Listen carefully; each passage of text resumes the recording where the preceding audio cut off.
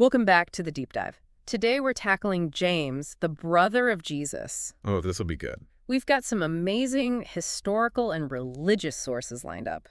Yeah, I've been looking forward to this one. It's going to be a deep dive into early Christianity and just what made James so important.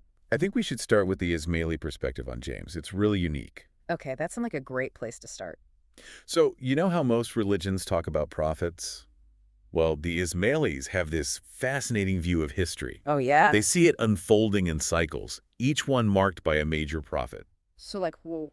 Think Adam, Noah, Abraham, Moses, Jesus, even Muhammad. Wow, big names. Each prophet ushers in a new era, and then they have a successor who carries on their teachings. Like passing down a torch. Exactly. A line of imams, generation after generation. Until the next prophet shows up. Right. It's like a spiritual relay race. I like that. Now, it gets a little more complicated after Abraham. Prophethood and what Ismailis call trustee Imamat went to Isaac and his descendants. So like Jacob, Moses, the kings of Israel. Exactly. But there's another line too, the permanent Imamat, Which goes through. Ishmael's descendants, Yeah. mostly hidden away in Arabia. Interesting. So where does Jesus fit in all this? He was part of the Isaac lineage, right? Yes, but he's also the bridge to the Ishmaelite line. A bridge. That's why his position is so unique. He was both a major prophet and a trustee imam. So he embodied both. Exactly. He's not just a messenger, he's the ultimate representative. That's significant. It is. It's related to this idea of Jesus as a theomorphic human. Theomorphic. Basically, it means he embodied God's wisdom and spirit, unlike other prophets. Okay, I'm following. But what about the virgin birth? How does that fit into all this? Ah, the virgin birth. The Ismaili interpretation is pretty fascinating. You tell. It's not about a literal miracle, but a spiritual one. Okay, I'm listening. Mary, Jesus' mother, received direct support from the hidden permanent imam in Arabia. Really? This symbolizes the esoteric nature of Jesus' knowledge and his connection to both lineages. So he was connected from birth. Precisely. And that's key to understanding his role in history, and especially for understanding James. All right, we haven't even gotten to him yet. But this context is important. So James was Jesus' brother, and he became leader of the Jerusalem church. So the first Christian community? Yeah, and he held more authority than even Peter. No way, really, than Peter. I'm surprised what makes you say that. It's in multiple sources, the New Testament, early church histories. They all say James was in charge. They do. Even Paul, who often disagreed with the Jerusalem church, recognized his authority. So James was pretty much the glue that held everything together. Precisely. But it's the Gospel of Thomas that really seals the deal. Why? What does it say? That Jesus appointed James as his successor, the one for whose sake heaven and earth came into being. Whoa, that's a powerful statement. Right. It's not just a casual comment. It's like he's the foundation of existence, similar to how Muslims talk about the light of Muhammad. Yeah, that's intense. So we've got James as the chosen successor, leading the early church. But did he just keep things running? Or do he have his own ideas about Jesus' teachings? Good question. He wasn't just a figurehead, was he? He was known for his piety and strict following of Jewish law, which actually caused some conflict later on. Interesting. We'll have to get into that. To really understand his interpretation of Jesus' message, though, we need to look at the Epistle of James. His own letter, what does he say there? It's his chance to speak directly to us, full of fascinating insights. Okay, I'm definitely ready to hear more about those insights. It focuses heavily on ethical action and aligns with the Q source. You mean those earliest sayings of Jesus? Yep, that's the one. But for now, I think we need a moment to process all this. I agree. This is a lot to take in already. We'll be back in a minute. All right, so the Epistle of James, it's basically like a letter, right? Yeah, you could say that. It's James laying out how he understands Jesus' teachings. And he focuses a lot on ethical action, right? Like actually living out your beliefs. Right? It's not enough to just talk the talk. You got to walk the walk. Yeah, actions speak louder than words, as they say. It reminds me of the Q source. Exactly. The earliest collection of Jesus' sayings. They line up really well. So we've talked a lot about James, but what about the other disciples? Like, what about Peter? Ah, Peter. He's a big name, especially for Catholics. They see him as the rock the church was built on, right? That's the traditional view. But our sources offer a slightly different take. Really? What do they say? They suggest Peter was more like Jesus' chief minister. So not the king, but like the prime minister. A perfect analogy. He held the keys to the kingdom, but not the throne itself. Interesting. So Peter was handling the day-to-day stuff, while James held the real authority. Makes sense, given James's family connection to Jesus. And that whole Davidic lineage thing, really important for Jewish messianic expectations. For sure. Okay, ready for some controversy? Hit me with it. This is where Paul comes in. Oh, boy. He starts preaching his own gospel, claiming direct revelation from Jesus. Sounds a bit like a renegade. Kinda, yeah. He challenged James and the Jerusalem church's authority. Causing some tension there. Oh yeah, big time. Their views clashed on all sorts of things. The law, faith versus works, even food. Wow, so this is the first major schism in Christianity. You could say that. Let's unpack it. First, the law. What did James think about it? He was a devout Jew, saw the law as the path to freedom, to righteousness. Basically, the way to connect with God and live a good life. Right. For him, Jesus' teachings were fully within that Jewish tradition. But Paul, totally different view. Oh, yeah. For Paul, the law was a curse, a form of slavery that kept people from God's grace. Well, he's saying faith in Jesus is all you need. Ditch the law. Basically, yeah.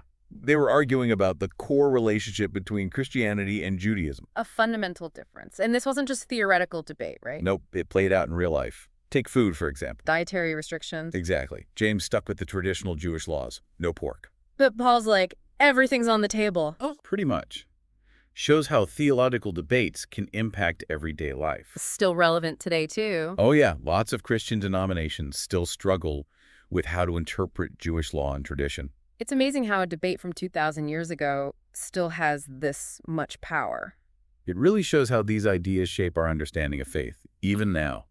Speaking of different interpretations, what about the Ebionites? Oh, yeah, them. They were super devout, right? Incredibly. Followed Jewish law to the letter. Circumcision, dietary laws, the whole 9 yards. So, Jewish followers of Jesus who held on to their Jewish practices. Right. And they were much more aligned with James than with Paul. They really liked James, didn't they? Oh yeah, they revered him. Yeah. Even more than Peter. Saw him as the true successor, appointed by Jesus himself. And they thought his teachings were the most authentic interpretation of Jesus' message. Exactly. Paul? Hmm? Not so much. They saw him as twisting the message, downplaying the importance of the law. Interesting. It seems like right from the start, there were different versions of what it meant to be a Christian. Definitely.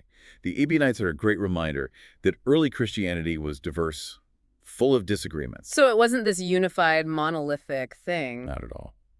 Okay, so we've covered James's life, his leadership, the conflict with Paul. What about his legacy? What happened after he died? Well, he was martyred, but his line didn't end there. Really? His brother, Simeon, took over the Jerusalem church.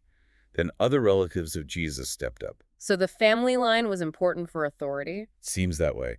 These Desposinoi, Jesus' descendants, were important figures well into the 2nd century. Like the idea of al-bayt in Islam. Exactly. A sense of passing down the torch within the family.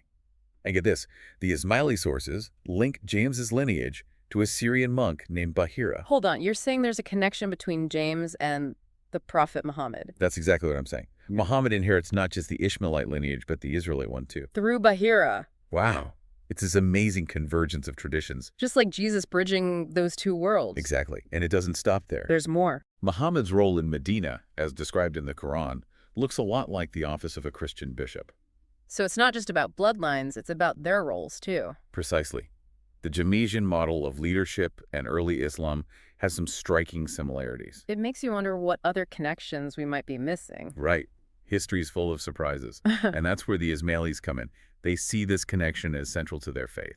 Okay, I'm ready for the Ismaili perspective.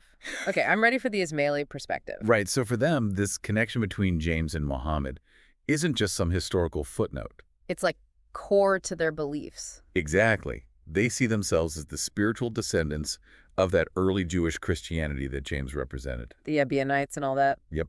And remember how they believed in a true prophet who would come after Jesus? Yeah, they were big on following the Jewish law. Well, Ismailis believe that the Imam embodies that true prophet figure. Whoa, so they're carrying on James's legacy. That's their claim. Supported by the lineage, the spiritual connection, the similarities in their roles.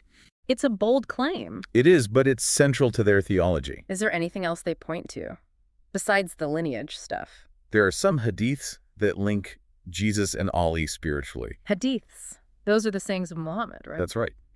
And Ali, being Muhammad's cousin and son-in-law, is super important in Shia Islam. Which is where Ismailism comes from. Exactly. So these hadiths strengthen the connection between the two lineages. So it all ties together.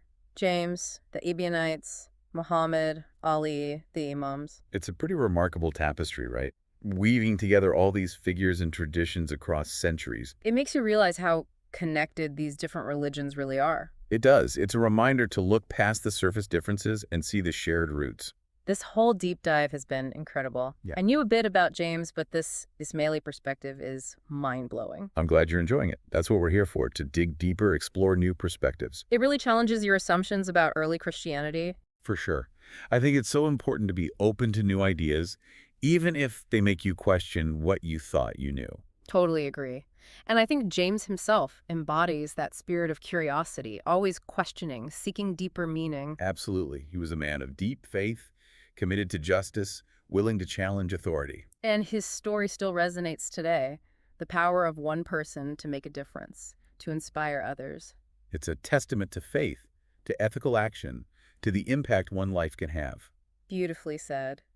Well, I think that wraps up our deep dive into the world of James, the brother of Jesus. I hope everyone listening enjoyed the journey. We've explored his life, his teachings, his legacy, and especially this fascinating Ismaili perspective. It's a story full of twists and turns, challenging assumptions, and prompting us to think deeper. Who knows, maybe this sparked a curiosity in you to learn even more. There's certainly a lot more out there to discover. Thanks for joining us on this deep dive, and we'll see you next time.